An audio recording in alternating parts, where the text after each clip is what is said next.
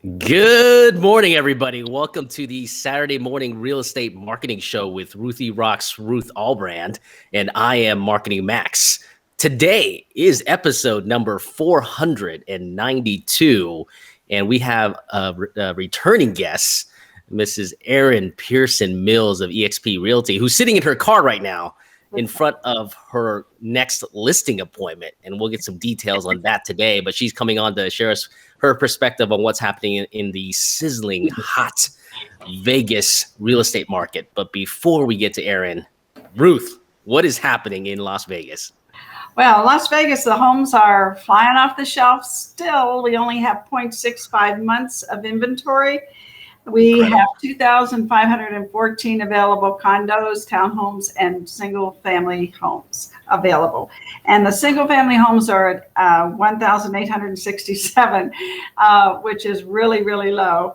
We're closing 141 homes every day. So we're selling 141 homes every day this month. And last year, this time, we were doing about 107.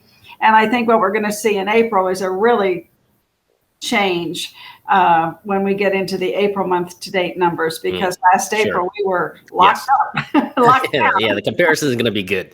The comparisons are going to be good. We listed 148 homes yesterday, which is so exciting. I love it when we list more than we sell right now. Right. So that's great. And an interesting stat here is, and I'll put this on the screen, the volume. We've done 8.6 billion in home sales this year, and that doesn't count the new homes. And we're selling about 1,000 new homes a month, so that would boost that number even higher.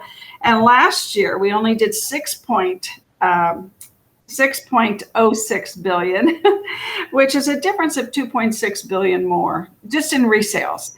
And of course, the new homes now are very popular because people can't find everything they want in a resale. So, it's a fantastic market.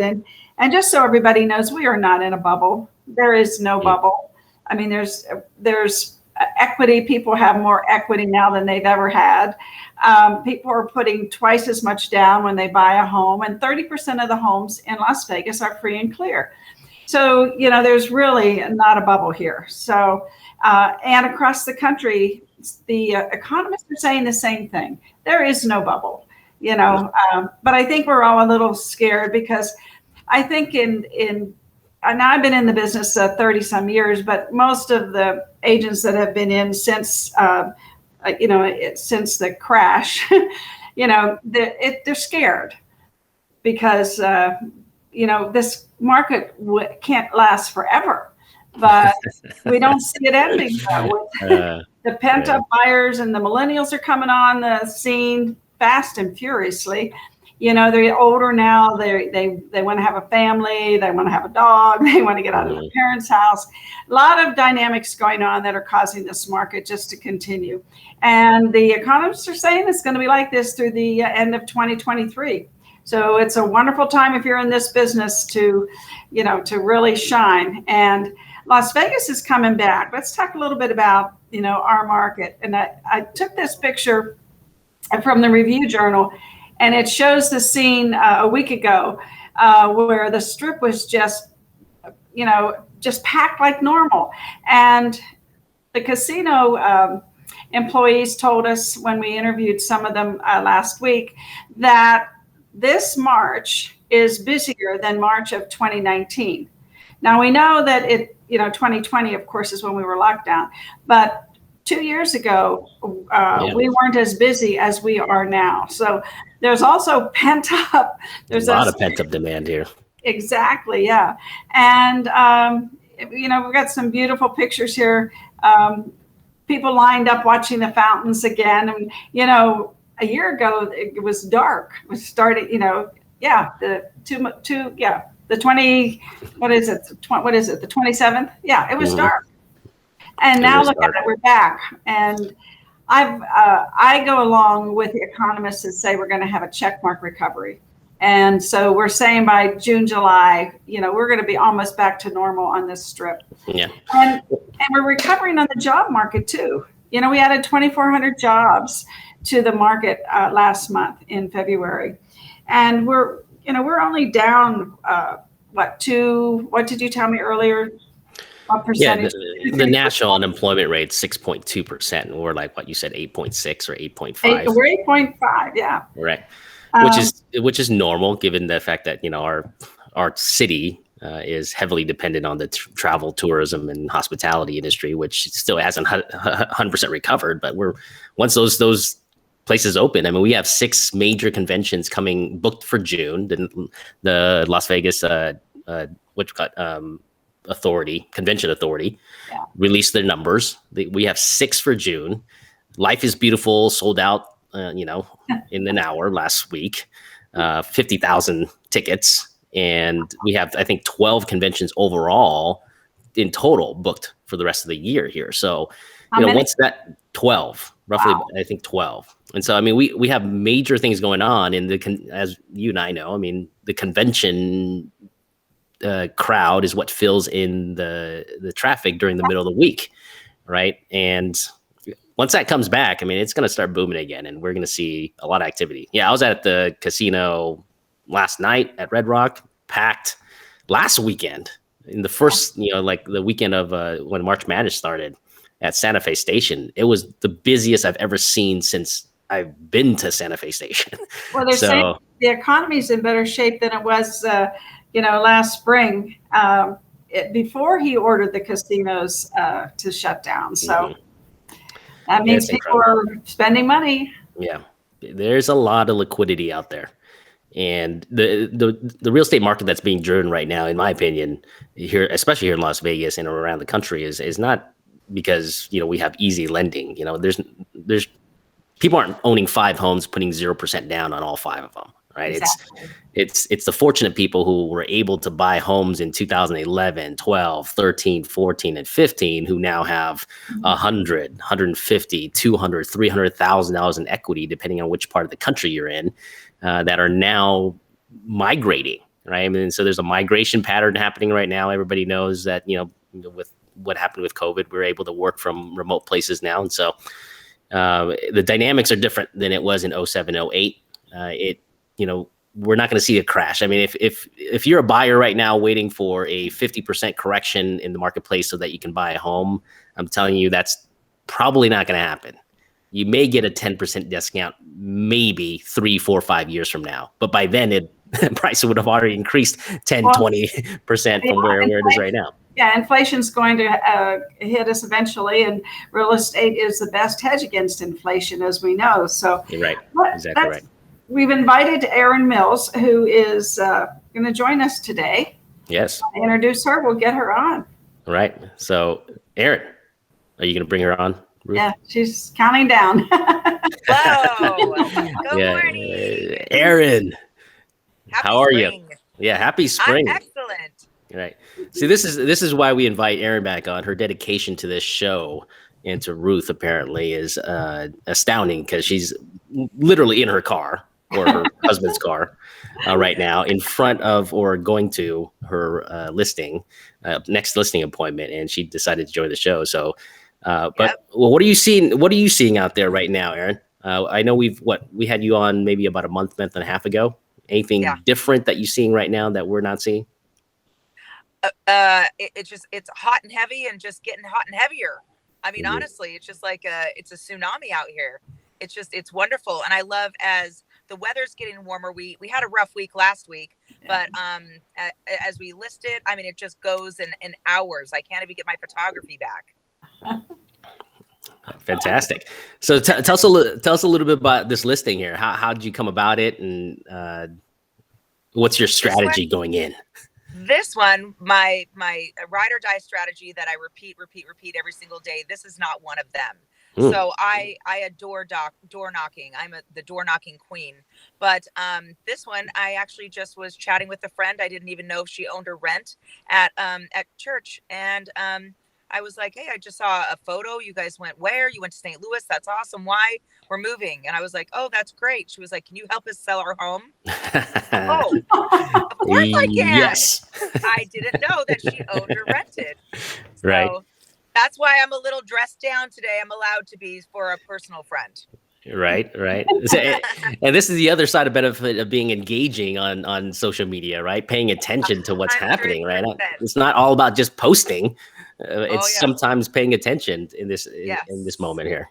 Okay. Yeah, it's not all about you. You actually have to engage with people to, be able to converse with them and connect with them. Right. So are you, I mean, I know I do this, especially when I start doing businesses with friends. Sometimes I get a little laxed, right? I don't go through my protocols, my systemic processes. What's going to be your approach going into this listing appointment here? Are you going to treat it like any normal listing appointment where like you got to earn the business, or because this is a layup, you're going in thinking that it's a done deal? I'm just like Aaron Taylor. I always get the butterflies no matter what, but I'm here to help you guys. And I stick true to my system. I might be a little bit more high pitched with the children that I know, but it's still very systematic. I immediately turn on a switch and a button so they understand that I'm here to exactly do what I would do for somebody else and not be relaxed because they're a personal friend. Mm-hmm. Well, good. So what's your marketing plan in the last few months here, going into this year and going into the rest of the year here, with obviously the limitations on the inventory, the multiple bid offers? I mean, how let's start from marketing. How are you getting new business other than door knocking? Are you doing anything different? Well, 100%. I'm a listing agent now. I'm not a buyer's agent. And so they say if you have a listing and you don't get two more after that, you're doing something wrong. Okay. And so basically, right now, door knocking is my main thing because it does take a lot of time, effort, and energy.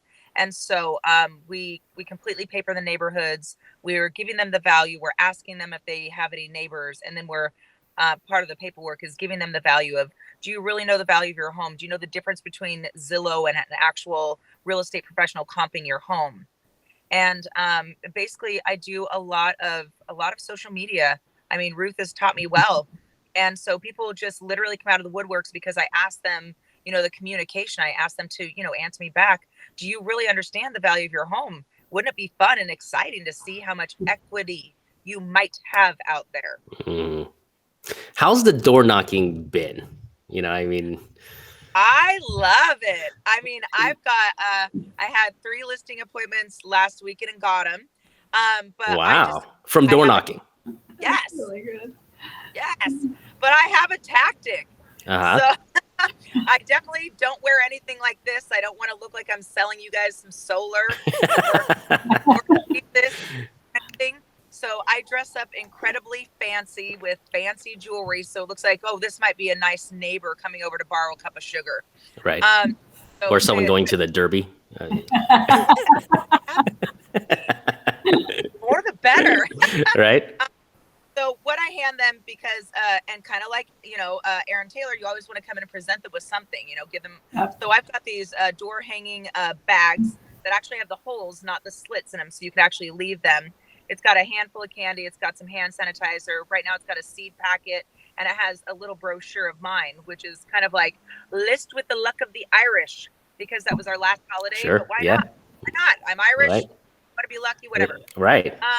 So I'm taking my actual listings. And so I've got the paperwork that has the listings, letters about myself and possible, rent to buy. And I just have a conversation with them. I mean, I get them to open the door and smile with the shiny object and all the shiny stuff happening, and just have real conversations with people and ask them questions that they only have a yes or a no answer to it. Just point out the value of what's going on. And do you know what your home is? Not from any iBuyer platforms. It's a natural conversation. Yes. I have not found one mean person yet. Have there been any people worried about the COVID? Yeah. No, I wear a mask. I do wear a mask, but no. Well, that's nice that you wear a mask. I mean, that's respectful. Yeah. I still do. But I'm going back really quick, Max. You were talking about like the millennials and everybody's buying right now. My daughter is closing on her home on Wednesday. Years old. 26? She's 20. Oh, 20. Okay. Don't age me. What are they? I mean, that's I'm curious. You talked to her. She's part of that generation. She's actually on the probably the late end of that generation right now. What are her friends talking about? What are they? What are they interested in? What are they looking forward to? Why is she buying a house? Why? Because she wants more pets than I'll allow. Well, I mean, mommy is a real estate agent, and I just drilled down into them. Why would you guys want to pay somebody else's mortgage instead of yours? And they are very, very good savers. And so they've been saving, living under my roof during COVID with good jobs for a year. And so they have enough money to just get in there. So now, but it's a trend that I think somebody has to be a trendsetter. So them being so young and speaking to all of their young college friends, they're realizing you can own a home, condo, or a townhome. You can do it. There are programs out there for you, and you find a badass agent like myself. I even got in this market. I got closing costs covered, a portion. Wow, from a buyer's side. Warranty. Somebody like me. I'm a great buyer's agent, but I really don't do it anymore. I just refer it out to my team and just go from there. Oh, fantastic. That's hard to do right now because I'm hearing that sellers are getting their closing costs covered by the buyers at this point. That's how hot the market is at this point. And so, I mean, are they talking to their friends about, home ownership and the benefits of it? And it was actually something I was considering, maybe with Ruth's assistant, putting together just like a Zoom informative meeting for buyers. Let's just get together. We can talk about some marketing information, but I could just simply, do it with all their college age friends. They have a huge group of friends. And why don't we pop on a Zoom and let's have some questions, because it's kind of like kids growing up. They don't know how to manage their money. They don't teach you how to write a check. I don't know these days, So, high school, somebody has to teach. If you've got this group, what I used to do years ago when land was selling like houses are selling now, we would the young people would get together in a group, maybe 5 or 6 of them, depending on how much they wanted to spend on a piece of land. They can do that with a house. And the difference is that when they do that, the rent on their investment they don't have to come out of pocket anymore, other than their original investment. So if you can get 10, and then it keeps at their age, I mean, over the years they can own $1 million worth of real estate in a group. And right. I mean, it's a great strategy. And so many of the casino workers years and years ago, they would all get together and they'd buy land, and we would, and then even people in the policemen, they'd get in groups and buy land. And so what a perfect thing for millennials to do now, buy houses, right? Because I mean, the land isn't here anymore, but the houses are appreciating over the years, and Vegas is growing. And I think that would be a fantastic investment for them. Yeah. If I had turned back the time, the clock, and go back when I was in my 20s, that's exactly what I had. Roommates living in an apartment. I'm like, if I'm going to have roommates anyways, paying $1,800 a month in California, right now it's like more like $2,400 for the place I would be renting. But there's no reason for you to do that. I mean, yes, it's a little bit of a commitment. It's something a little bit more long term, and you got to be a little bit more responsible and things of that nature. But if you can buy a 3-bedroom, 2-bath house here in Las Vegas for, let's say, $350,000, and then get 2 roommates, or if you trust your friends or whatever, have a good relationship, all you guys go in together with it, and now you're splitting $600-700 a month. But the good news is part of that $600-700 a month goes down to paying the principal off, so you're really paying like $400 or $500 a month. And, if you do that for a couple of years and you roll into something else, I mean, it's a great springboard to building wealth. And that the American culture is funny though. Asians, like, they'll pack like 6-7 people in a house. Right. And what I tell this story. My mom always tells it to me when I was younger, but she had a friend that it was a mother and 2 of their kids. And so they all worked and they bought a house together. And basically they put all their income into paying off that house. So literally within like 6 years, they paid off the initial house, and then they bought the daughter or the son, the oldest house, and then all their income went to pay off that house, and then that house was paid off in 5 years, and then after that their daughter. They literally snowballed, and then obviously real estate prices began to climb, and literally within 15 years, all three of them had houses free and clear in California. Like, I think Americans need to embrace the community type of culture, right? And embrace that with real estate, because it's such an effective way to build wealth in this country. But no, that's incredible, Aaron. And I'm glad your daughter is getting on board here, and maybe you can start helping and doing something to help the 20 years. Because a lot of people don't understand that. When we're 20, 21, 22, we're not thinking about building wealth. We're thinking about EDC in May, right? Like, yep.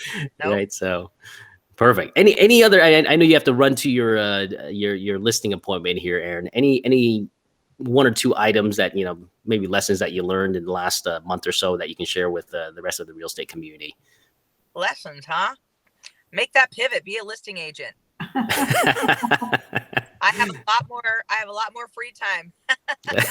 So, Aaron, are you getting offers above list price, and how are you handling that? Yes, very, very carefully, very carefully.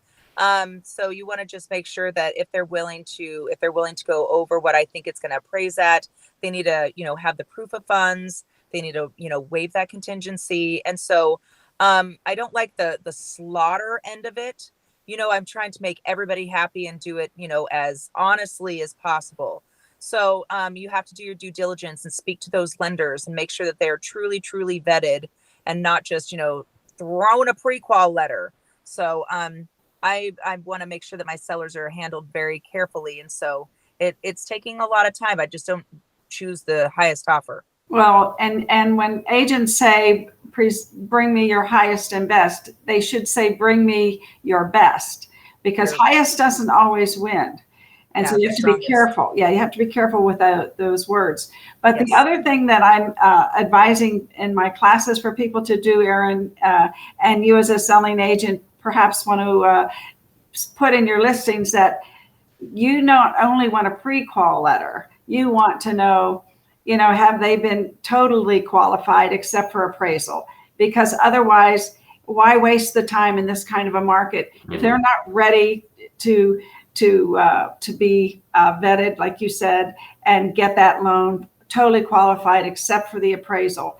Don't even look at the offer. So you're wasting your seller's time. Yeah. I even asked a lender, I was like, are they completely underwritten? And she was like, what? I'm all, bye. Well, they can't be underwritten without a property. Without a property, yeah. But they can be, they can be qualified down to the point of the property and the appraisal. Yeah. Right. Yeah.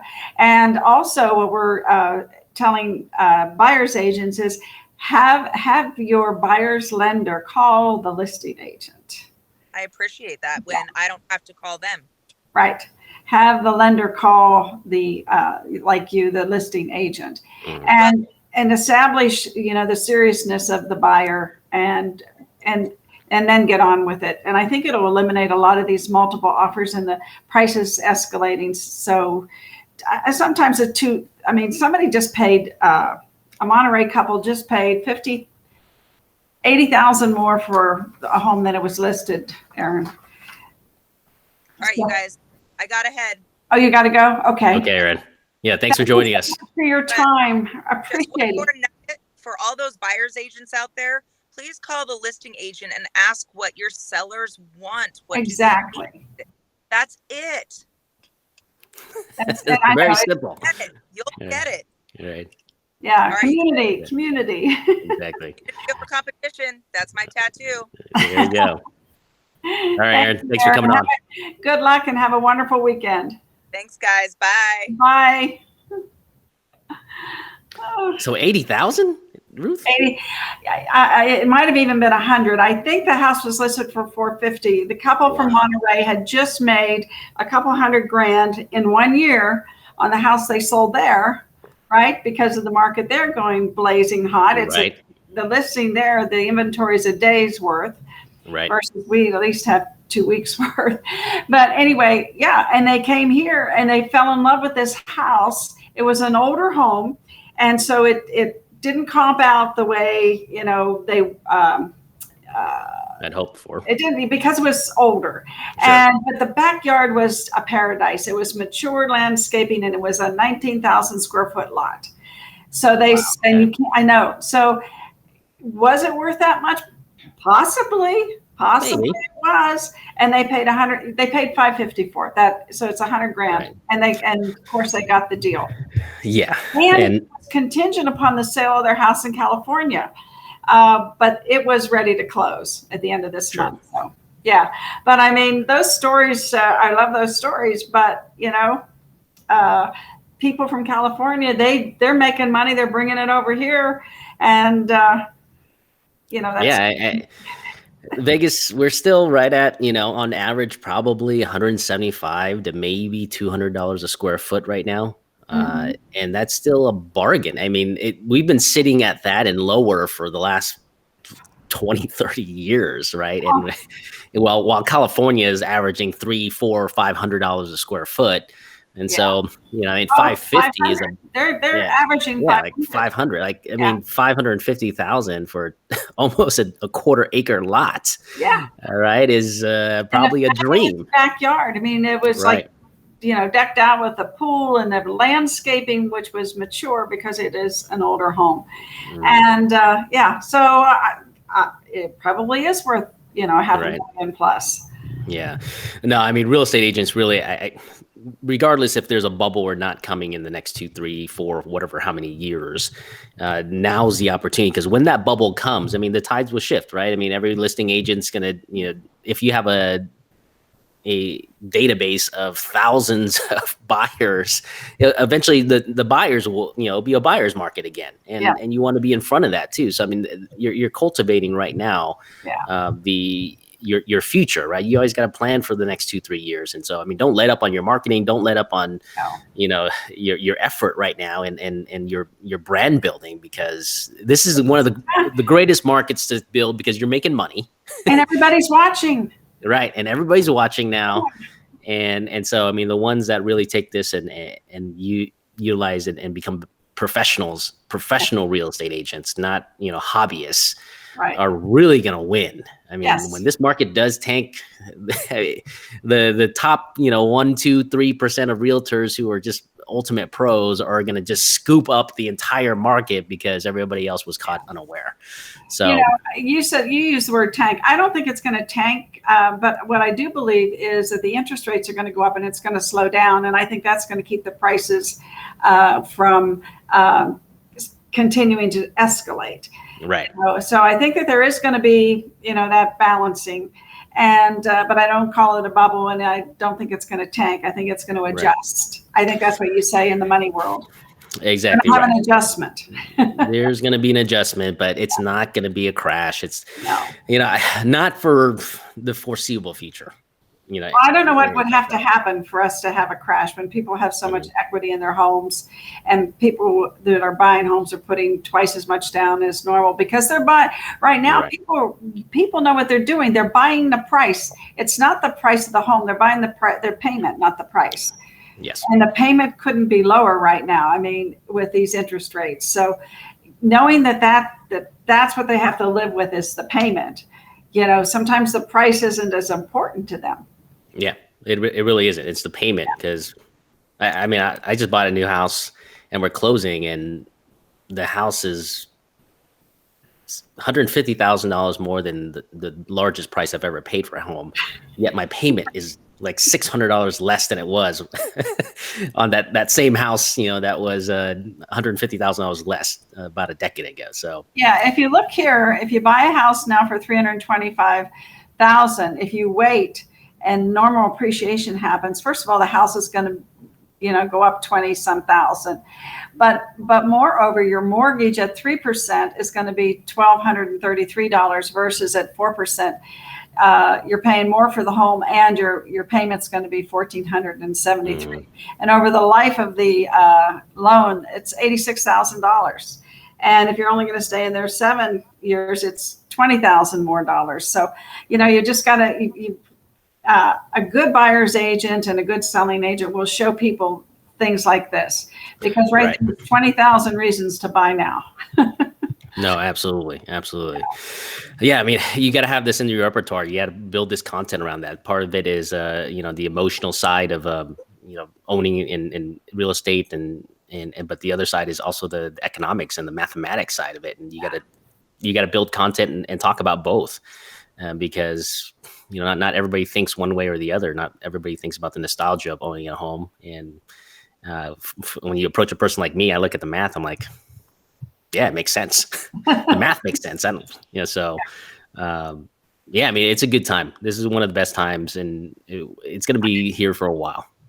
And, a lot of people, a lot of agents are listening to the naysayers, especially when it comes to investors. This is a great time for investors to buy, because we have renters that need to rent. We don't have enough rental inventory either. And yes, there's some renters that aren't paying their rent.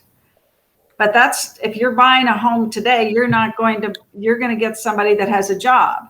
So you have to kind of push the pandemic problem, aside, because it doesn't come into play.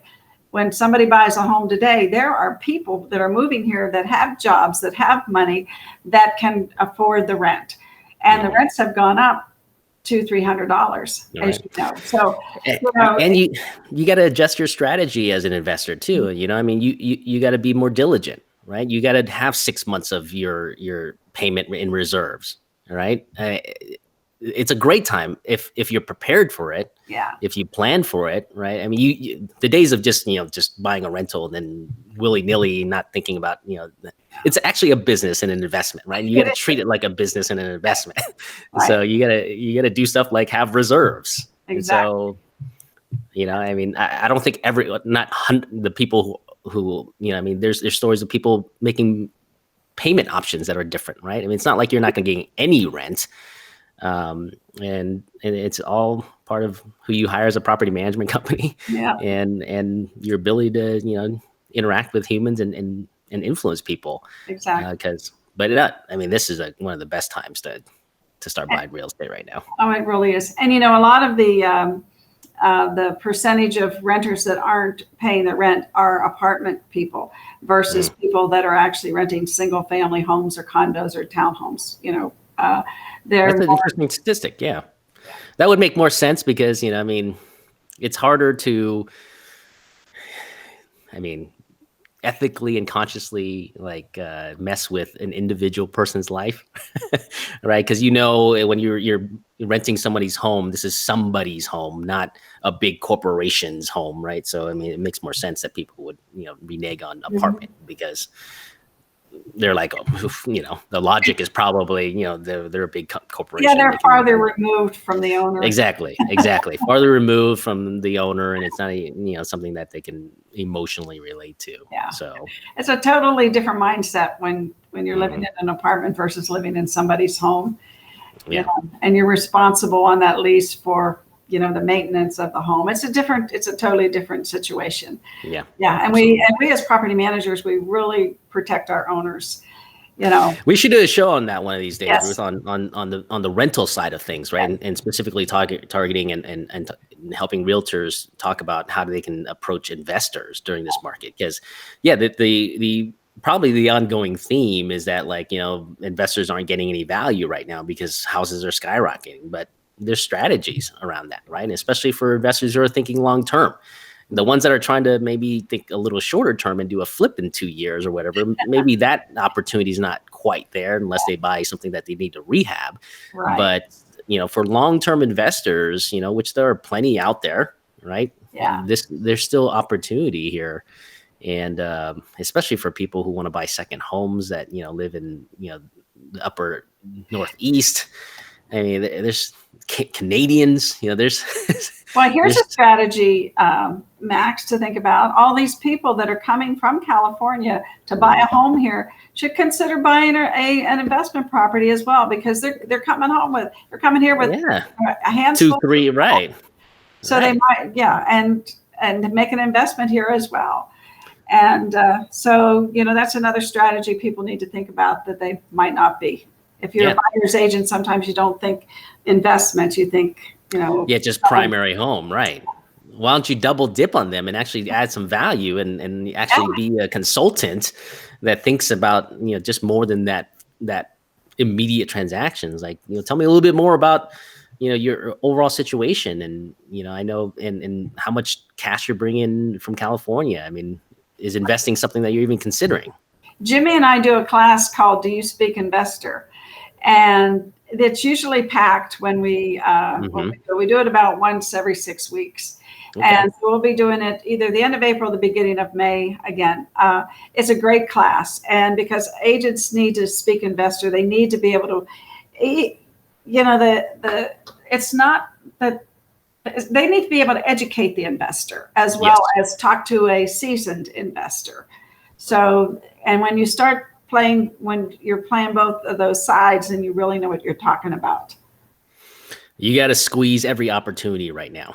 Yes. Right. And gather and build your database as big as possible so that, in the leaner times, which may or may not come for a long time, but you got to be prepared for it. But plus, when you build a strong database, Max, and you've got loyal people to you because you've been loyal and consistent with them, and they know, like, and trust you, you don't have to work as hard. You really don't. You work hard in the beginning, right? I mean, that's everything in life, right?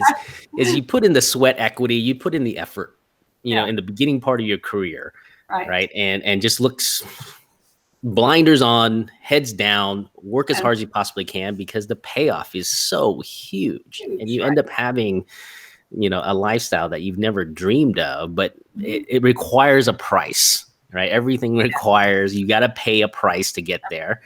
And the people who are willing to pay that price, in the first 5 years of their real estate career end up being Aaron Taylor. Right? Right. Who's in the Bahamas and Maui, right? Buying $1 million home. Right. Exactly right. With his shirt off, telling us how great his life is. Fantastic. Right. But he had to pay the price. He did. He was broke in 2008, and today he's a wealthy, wise person. Right. And people are smart to and he's a Buffiniite, and we're going to be teaching Buffini starting next Friday at our training center from 1 to 2. So let's see, we're going to be teaching. Yeah, there it is. Whoops, that's not it. Sorry. Where'd it go?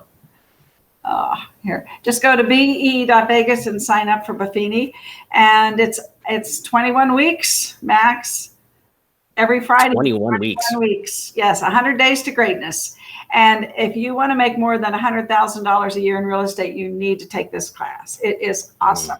I've taught it. I don't know how many times, and then Buffini took it away to perfect it and make it better, make it adjust for the relevant times we're in, and it's amazing. And Jimmy and I are going to be teaching it at the training center for 21 weeks. It's awesome. And then on Monday we're going to be teaching law, and there's a lot of the legislature's in session right now, and they're coming up with some really funky stuff when it comes to real estate, and the agents need to be aware of the laws that are just put in place previously and now are coming down the pike, and what they can do about it to, in my opinion, stop making these laws, because they're going to hurt the industry at some point. Right. So anyway, that's on Monday from 10 to 1. You can Zoom or you can come in. We've got about 40 people signed up already. Probably over the weekend we'll get more, because it's especially with the marketing that we do, Max, we really have our hand on the pulse of the agents, and they love our classes, and we have a great reputation. So if you haven't joined us in a class, this is a good one. It's a required course for your renewal, and you get 3 core credits. So please join us 10 to 1 on Monday. You won't regret it, and you'll learn so much that you need to know. And the more you learn, the more you earn. That's right. That's right. And Max, thank you for today. It was nice having Aaron. And hope you have a great weekend. Yeah, you too. Tune in tomorrow morning for Ruth at 9 a.m. And then we'll see each other next Saturday. Yeah, we'll be here next Saturday. I'll be here every day between now and then. And we love you all. Thank you for joining us. Yeah, thank you. It takes a while to shut it down with a new platform. So hang on.